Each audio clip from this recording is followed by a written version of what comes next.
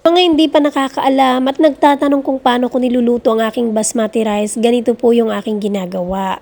Una, magpapakulo ako ng tubig. Kapag kumulo na, naglalagay ako ng konting olive oil. Pagkatapos, maglalagay ako ng suka. At eto na nga pala yung aking basmati rice na binabad ko ng mga 1 hour. Pwedeng 30 minutes lang. Pwede rin namang overnight kung gusto nyo, wala pong problema. Siyempre, bago ko binabad ay hinugasan ko muna ito ng 3 beses. At alam nyo ba mga kailyan, ang paglagay ng suka kapag nagluluto tayo ng kanin ay matagal mapanis. Bukod nga pala dyan mga kailyan, marami pa itong benefits sa ating katawan. Kayo na lang po ang magbasa sa Google. Pag nga pala nagluluto ako nito mga kailyan, niluluto ko lamang siya ng 7 to 8 minutes.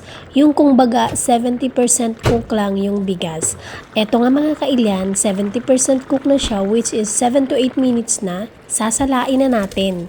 Pagkatapos kong masala, ibabalik ulit natin ito sa ating nilulutuan at ililipat ko na siya sa low heat. Alam nyo yun mga kailyan, sa Ilocano, ilinay kon. Ano ba yung tawag sa Tagalog nun, yung ilinay? Mahina na lang yung apoy kumbaga. Pero dahil glass stove itong ating nilulutuan, low na lang siya nakalagay.